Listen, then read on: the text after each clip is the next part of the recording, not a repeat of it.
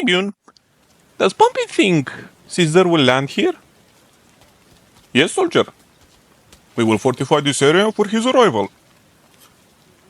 And when Caesar is supposed to land? In a few months. It's late autumn. The seas are too rough. Maybe in spring. Meanwhile,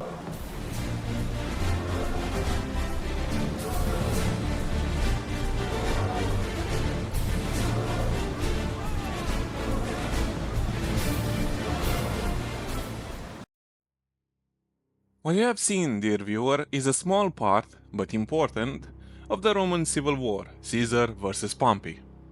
In short, Caesar needed to get to Greece fast, but the Pompeians had a blockade around Italy to stop any crossings, and here the Roman calendar came into play. Each year, the Pontifex Maximus had to manually correct the calendar. Caesar was Pontifex Maximus, and for more than a decade, he had been out of Italy, letting the calendar drift. The Pompeians thought it was winter or very late autumn, while a corrected calendar used by Caesar showed it was early autumn.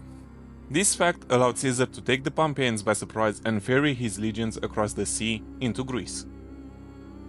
We will leave the Roman civil war for another time, and what we will do today is to focus on the much more fun and interesting Roman calendar. So, we all know how our calendar, the Gregorian one, works. 1 solar year, 12 months in a year, 365 days, or 366 in a leap year. Prepare for the roller coaster of the Roman calendar. 355 days, 4 months of 31 days, 7 months of 29 days, and 1 of 28. The adjustment to the solar year was done with a reduction of February to 23 or 24 days, followed by an intercalary month of 27 days. The length of the year leads to a lunar calendar, but the adjustments and intercalations are not related at all to the phases of the moon. A deep flaw for this calendar is the number of days in 4 years. 4 solar years contain 1,461 days, while the Roman year contained 1,420. This meant that 44 or 45 days were intercalated. The remedy to this was to omit an intercalation completely. This headache of a solution was perfect for the Romans. You may have a question: why the hell February had 23 days? Well, one theory suggests that because of religious celebrations which come at the end of February and closely related to March, so the Romans wanted for those celebrations to not be far away from March, but we still need concrete proof. So, what were the months called? Januarius, Februarius, Martius, Aprilis, Maius, Junius, Quinctilis, Sextilis, September, October, November, December. This wonderful style of giving numbers to a month suggests that the Roman year started in March, not in January. Also, Quinctilis and Sextilis were later changed to Julius and Augustus. The intercalary month was mensis intercalaris. Mensis is Latin for month. A month was divided in 3 parts: calends, nones, and ides. Calends are the first day of each month. Nones are the 5th or the 7th day, depending on the length of the month.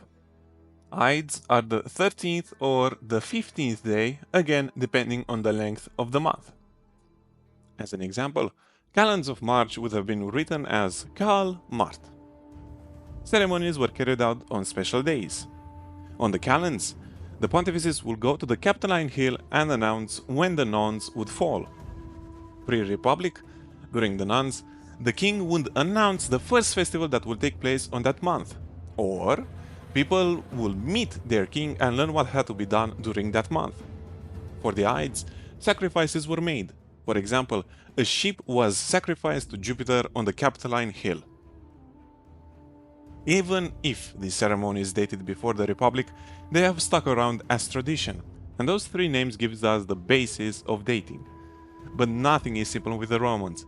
There are 45 other days that are named in the Roman calendar.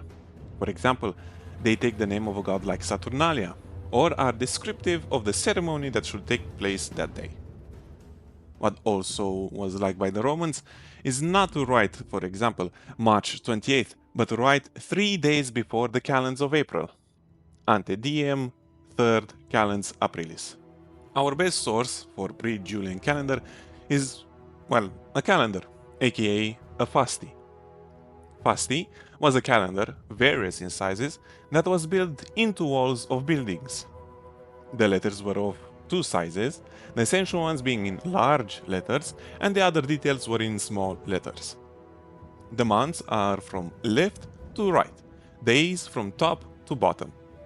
Again, from top to bottom, we have large letters, A to H, which are nundinal letters, that go across the months without a stop. For example, in January, we letter A, followed by K for Callan, and then the month. Nons and Ides are written in full or abbreviated across the width of the column. The other 45 named days can be identified by them large letter, again either written fully or abbreviated, like here for Saturnalia. What also we notice is another set of letters, either F, N, C, NP or EN. On unnamed days, they come after the nundinal letter. Now, what these wonderful letters actually mean? N stands for Dies Nefasti, the opposite of Dies Fasti, marked with F, where a lot of activities were banned to take place, like assembly of Roman citizens in comitia. This action is permitted in days marked with C. Days marked with EN were Fasti and Nefasti at the same time. Sacrifices took place in the morning and in the evening, making those hours Nefasti, but in between of these sacrifices, everything was Fasty.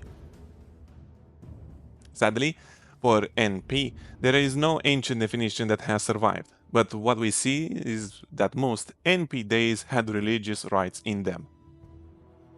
So, we know how this calendar works and probably know how to read it in an amateurish level. How did some Romans use it as a political tool? Well, 59 BC is a pretty good example. It's the consulship of Caesar and Bibulus. Both of them are opposites in ideology and allegiance to party blocks. Caesar wants to pass many legislative measures that Bibulus does not agree with. So what is his plan? Put holidays on days or declare bad omens when the Senate should vote for those laws, practically making every law that passes illegal. What Bibulus did not count in is that Caesar was the freaking Pontifex Maximus, who countered this 5D chess move by saying it's all okay, we can vote. Pompey did something cheeky as well during his consulship in 55 BC. According to Plutarch, during the election of Cato as praetor, Pompey dissolved the assembly because of ill omens. Also, I should mention that Pompey just flooded the assembly with bribes to not get Cato elected. Our best boy, Octavianus Augustus, as soon as he took the office of Pontifex Maximus from Lepidus, he started making changes. He changed the month of Sextilis to Augustus, because why not? And he continued working on what his adoptive father had done before, and actually finished the reforms of the Roman calendar. So there you have it. Not the best presentation for sure. I didn't try to overcomplicate things like how dies comitiales are not always the same, how dies feriis are used, and etc, etc.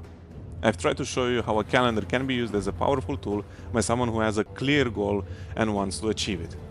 Or how it can be a pokey stick to poke a bear into annoyance, looking at you, Bibulus.